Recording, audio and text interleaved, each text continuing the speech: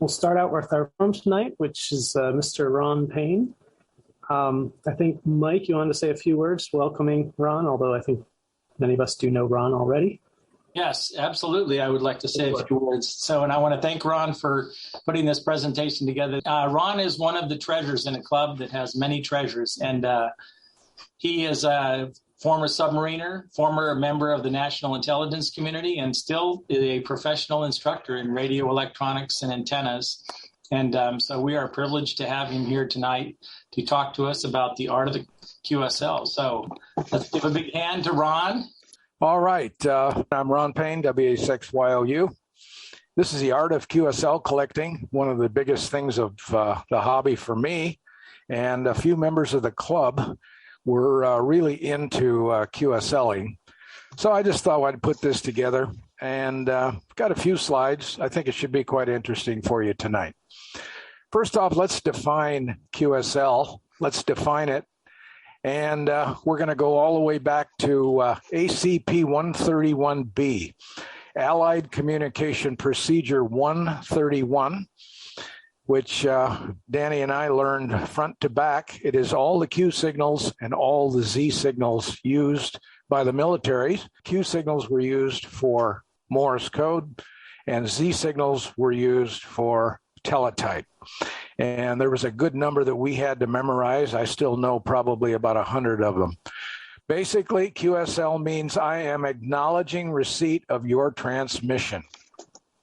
So what do? We put out a card. The QSL card is a written confirmation of that contact, pure and simple. In my day, in days past, and let's go back to the 50s and 60s, it was the final courtesy, man. It was considered a handshake. It was the final courtesy of a radio contact, and you always said, 7 3s, I'll send you my card, and he'd say 7 3s, I'll send you mine. And of course, in the 60s, a postcard was 3 cents, I believe. It wasn't too much. And I had cards coming in almost every day that I was on the air. Everybody QSL'd, and it was very, very popular. Why do we QSL? Well, all I can say is awards, and more awards. DXCC, I have 6 of those. Worked all continents, I got a few of those. Worked all states, I have 7 Worked all states awards, different bands, different modes.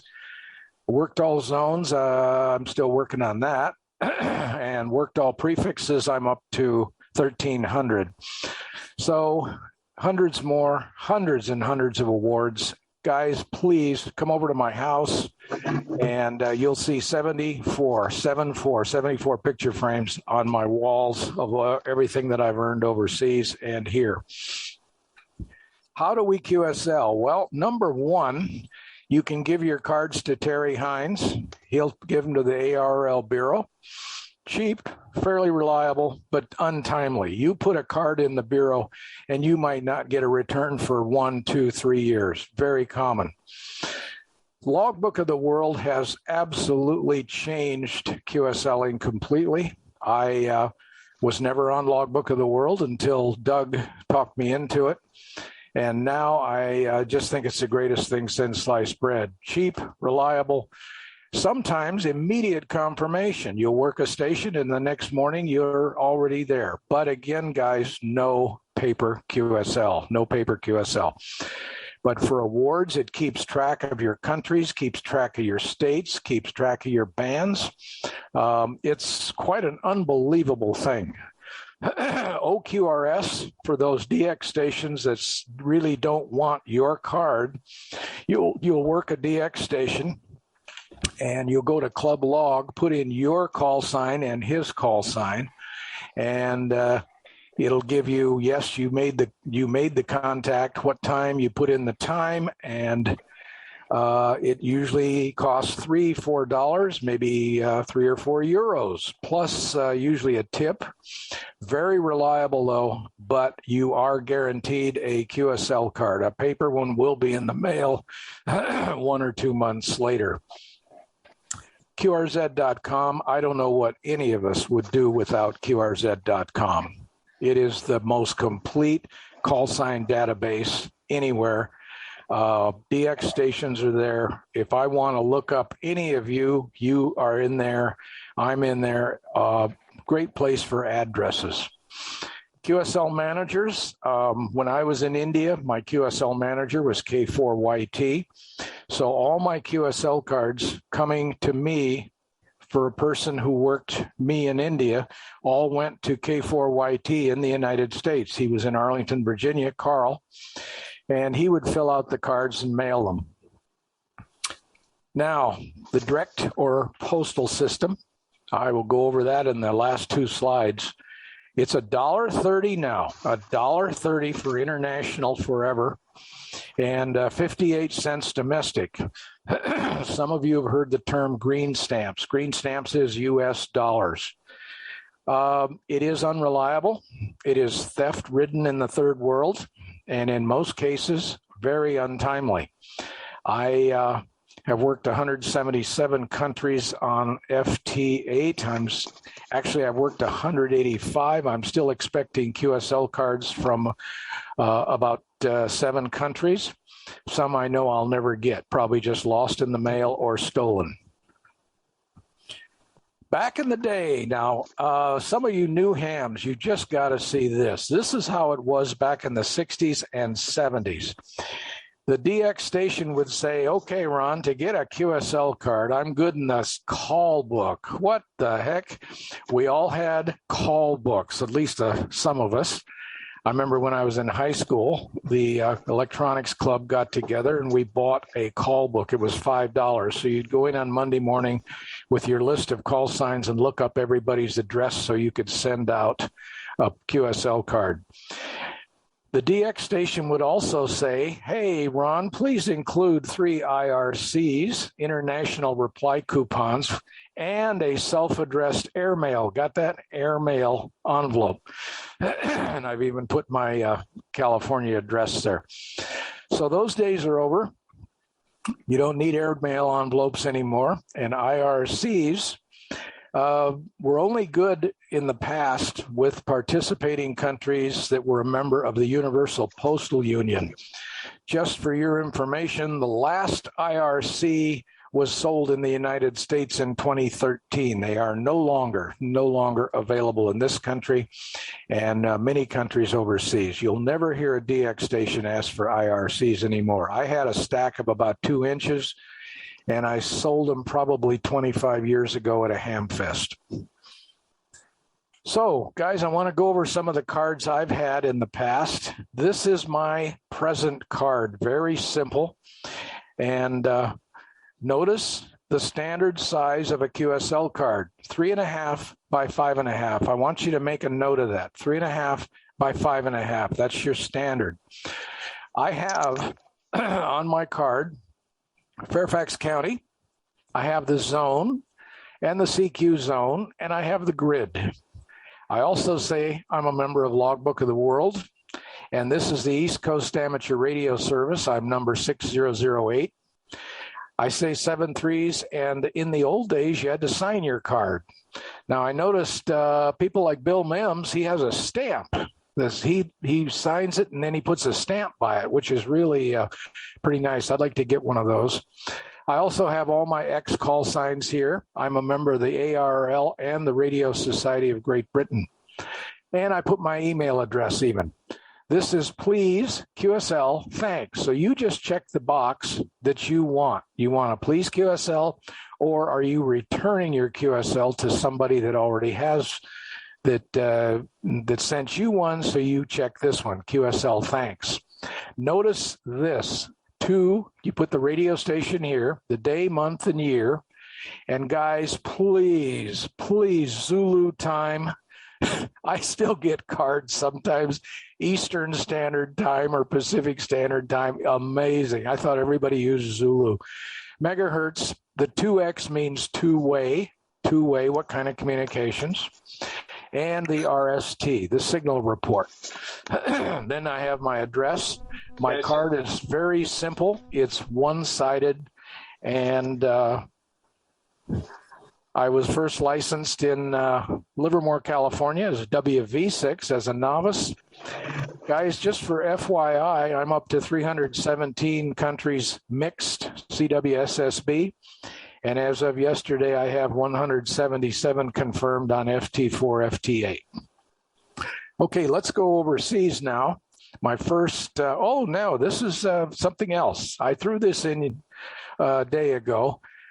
A lot of you in the club have been given one of these cards by me. This is a eyeball-QSL, and a lot of us in the club are retired. Remember when we had business cards and we'd always hand out business cards and for your address and your phone number, call me? Well, I find that this is great when you're among ham radio operators. You make up an eyeball-QSL card and just hand it out to people. I have my address on there, my phone number, and my website, so my email. So Avery 8859, Avery 8859, you can make these. I have the program. You can make your own cards. These are 2 by 3.5 inches, the standard size of a business card. Now we'll go overseas. This was the first card that I had when I was in the Philippines as portable DU2, one of the first 5 licensed in 76. Guys, I made a bad choice. I made an off-size card, non-standard 4x5. So everybody that sent me an envelope for a card, my card would not fit in their envelope. Bad choice. So I went down to a printer in Angeles City, Pampanga, and this is what I ended up with, a very simple card with just the standard information, no rig, no address, no nothing. I did end up with only 105 confirmed because I was only on the air less than a year, and I was TDY most of that time anyway. Then I went to Beirut, Lebanon. Again, I still hadn't learned. I made a bad choice. I have 3 3/4 by 5.5. I made a bad choice. This is a very large card. My girlfriend at the time made the card up for me, and she did such a good job. I married her. In Arabic up there, it says, with best regards. So I have 7 3s basically in Arabic. I do have the radio, the FT7. Simple dipole on the balcony in Ras, Beirut, and I said QSL to WA6YOU. So my dad would be sending me these cards in shoe boxes, and then I would answer them from Lebanon and then send them out. I'd send to the big box back to the United States. But guys, another bad choice. They would send me a return envelope, and my card would not fit in the envelope. I ended up with 133 confirmed paper cards, mixed CWSSB. Next, I went to India, and finally, I figured it out, I guess. I got 3.5 by 5.5 inch cards, and I had the standard card on the left. Notice QSL manager. Notice QSL via K4YT. I don't want the cards coming to the American Embassy, Santipath, Chanakapuri at New Delhi. I do not want that. I want them all going to Carl. Well, Carl had an in with the International DX Foundation. He had some cards made for me. We had special events while I was there. We had VU9 YOU for a year, which was the 9th Asian Games. And in 1983 was the World Communications year, so we were allowed to sign VU83 YOU. So prefix hunters were after us again there. I ended up with 176 countries confirmed, all paper, of course. During this time, I went to a DXpedition to Nepal, and the International DX Foundation supplied our cards. ICOM supplied our radios, ICOM 740s, Bencher, the paddles, Telex, the antennas, and amp supply, the linears. Guys, you want to be really popular with your family? Look at those dates. Look at those dates. Be gone over Christmas and New Year's. That's called a very dedicated ham radio operator, and having a good wife to put up with that. DXpedition was 9N38, but we were all issued our own license for when we weren't operating 9N38, we could get on with our own license, and I did pretty well with a mixed CW and SSB 112 confirmed. I have not put those in a book yet. Gaborone, Botswana.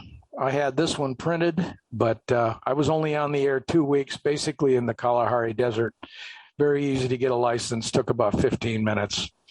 I had to turn in my American license.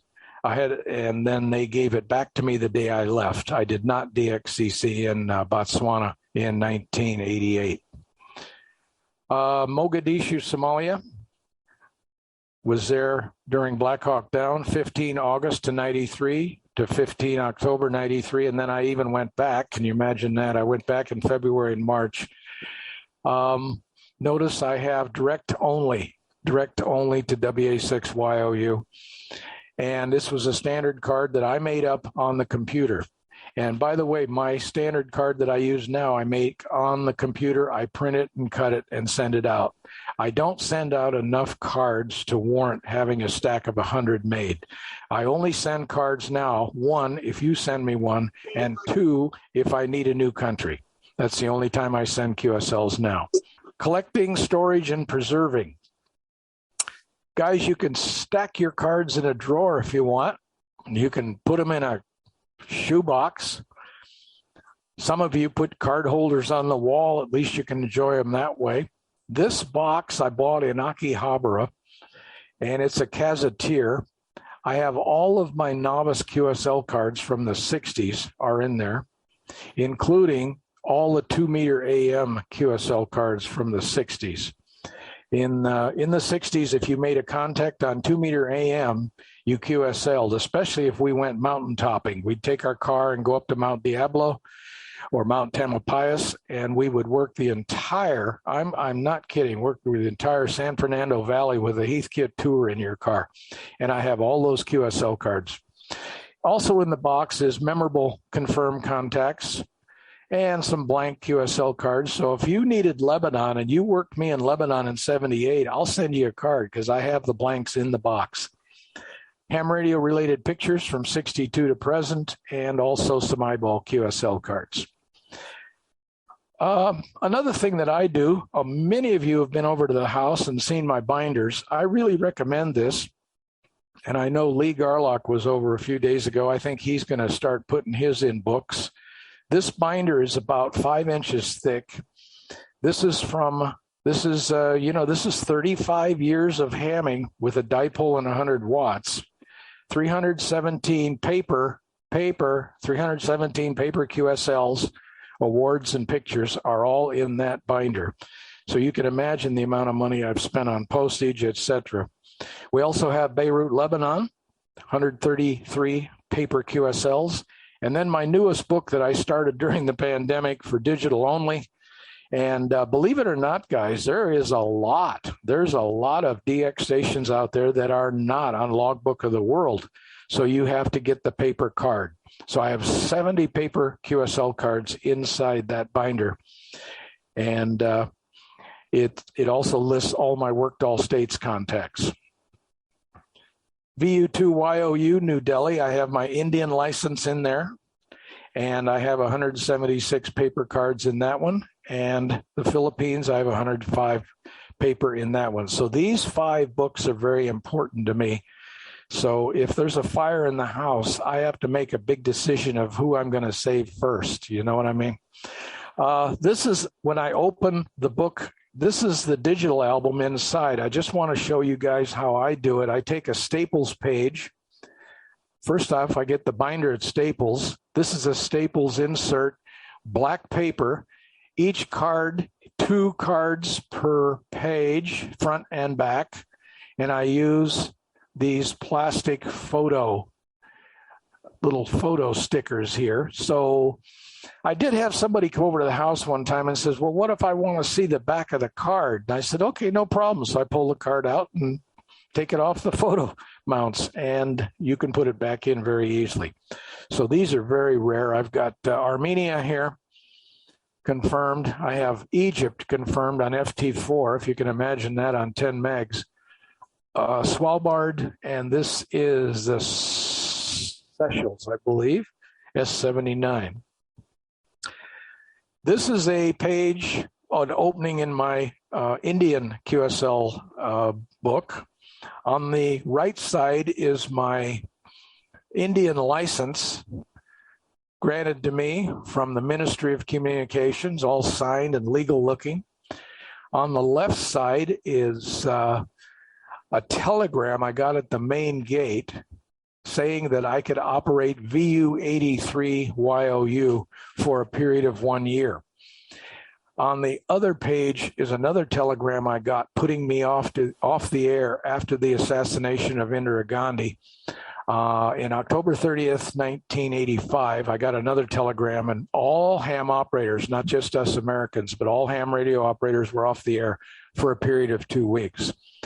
And guys, that picture, that is me. That's 40 years ago. I can't believe it, 40 years ago. Okay. Yeah, that's just to make things clear. That's not James Bond or Tom Cruise, okay?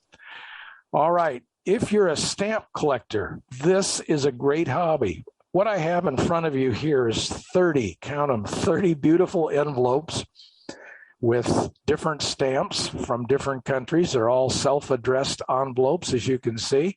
I've got Armenia, Germany, Spain, Finland, Malta, St. Helena Island, France, Slovak Republic, the Netherlands, Gibraltar, Armenia, Switzerland, Italy, Japan, Macedonia, England, North Cook Islands, and Poland.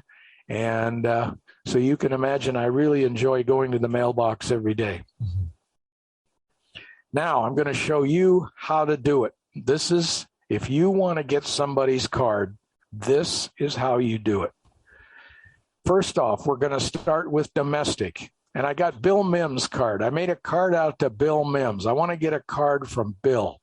So I made out the card very carefully. And please, no cross-outs. You cross out anything on your QSL card, Terry Hines will not accept it, or the ARL for DXCC. It will not be accepted. Make sure you have it letter perfect. So I made the card. Next thing I'm going to do is a self-addressed return envelope, 5.5 by 5 3/4. I picked that size. That size is the one we use for wedding invitations. Believe it or not, that's what I buy. So I have a self-addressed stamped envelope, and then I have an envelope addressed to Bill. Call signs are optional, but remember, in the United States, we don't steal mail, so you can put call signs on it. You would never do such a thing for an overseas card. Place the QSL card between the folds of the return envelope. So let me back up. You're going to fold the self-addressed envelope in half. Take your QSL card, put it between the folds, put that inside the envelope, seal it shut, and mail it. So this, for $1.16, the price of 2 stamps, you're going to get a domestic QSL card. So if there's any questions on that later, let me know. Now let's go to the hard one. Here's one for DX. This one's going overseas. Now this is a perfect example. I work a guy in Kabul, Afghanistan. I'm going to fill out the card. T6AA, the date, everything here, perfect. No cross-outs. And notice, you don't send your cards to T6AA. You send him to the QSL manager, S53R, who's in Slovenia. We don't have IRCs anymore, so I'm going to put 2 crisp, uncirculated, got that, guys? $2 bills. Fold them both in half and make a self-addressed return envelope and fold that in half. Put the $2 bills inside the self-addressed envelope to kind of hide them. Notice on the self-addressed envelope, I put USA. Notice I also put a par avion and airmail. Next, we're going to make the DX station envelope. Notice it kind of looks like a business transaction here. Mr. Ronald Payne, no call sign. Mr. Robert Kaska, Slovenia. And I went even one step further. I said, hey guys at the post office, Slovenia is in Europe, okay? If I'm sending this to maybe Malaysia, I'll probably put in parents, Asia or something of that order. I know when I sent one down to the Cook Islands, I put South Pacific.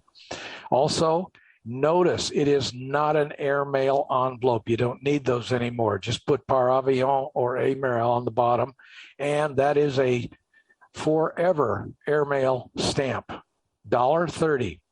So we got some money tied up in this, guys. $2, $4, $5.30 to get one QSL card. Is it worth it?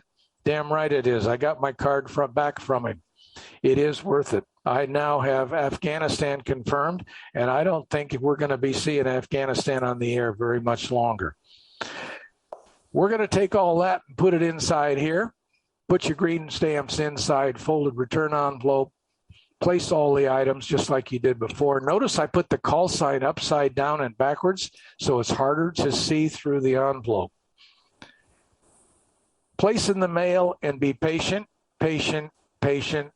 more patient. And like Mike Danhart, Mike McNally, Nancy Wigginton, Bill Mims, Terry Hines, Lee Garlock, and myself, we walk not to the mailbox, we run to the mailbox on a daily basis looking for a card from that all-time new one. So guys, if you have any questions, just please remember one thing, please QSL.